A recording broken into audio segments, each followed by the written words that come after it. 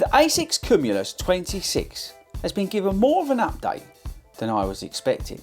So in this video I'm going to tell you whether the changes they've made have made it a better shoe or not.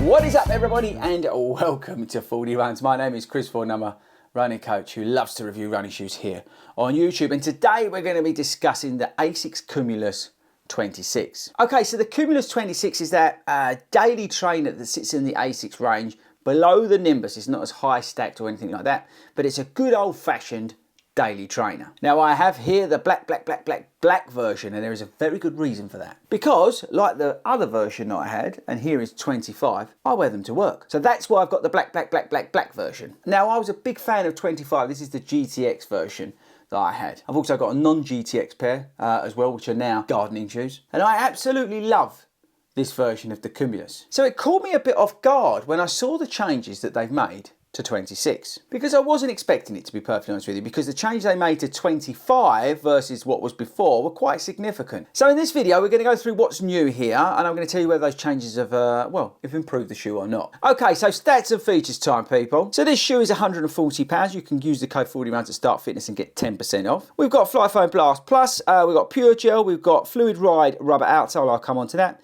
We've got an 8mm drop, we've got an increasing stack of 1mm, we've got I think 38.5 in the heel. It's a slightly less rockered shoe. We've got a slightly newer design in the mesh upper, and that's probably about it in terms of stats and features. Okay, so the first thing I want to address is the fact there's actually some really nice colorways out in this shoe. I know I've got the black version, but I was really tempted to get, they've got this black version with like this lime green color going around it, because this bottom layer here is a different compound to what we've got here. So there's the Pure Gel in the heel. I'll show you there. There's the Pure Gel in the heel, right?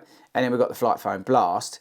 But see this here? Now this is the Fluid Ride Rubber outsole. So it's a one piece.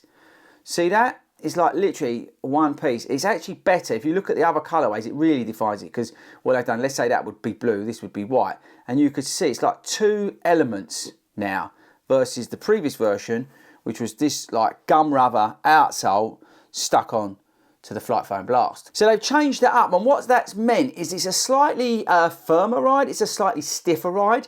It's not as rockered as the previous version, and it takes a little more time to get this bedded in. Now, to be perfectly honest with you, I wasn't actually going to review these shoes because I bought these to wear to work. But as always with the Cumulus, it is that shoe, that daily shoe for me, that is like a workhorse. So I thought, you know what, let's give it some love and do a video for it. The tug on the shoe is nice and gusseted. It's not overly thick. You've got the right amount of foam around the heel. It fits true to size. Oh, the weight is 275 grams. It's actually lighter than the previous version. Lockdown's great, fits great. Everything about the shoe is just great. You can slip this on without a care in the world and go about your business. You can do 3 miles, park run, treadmill, 10 miles, whatever you want to do, you can pretty much do it in the Cumulus 26. This thing is so much better than the Nike Pegasus. It's got a nice wide platform, so it's not overly unstable or anything like that. And as I say, with the sort of 2 layers they've got going on now, it's definitely ironed some of the stability that you had with the softer foam in this shoe. So they've improved the ride, I would say, in the respect of the stability side of things. They've improved the comfort of the shoe. I think the foam is a little bit firmer, but actually that's not a bad thing. I think they've improved the look. Again, it's very hard in this colorway, but if you go online,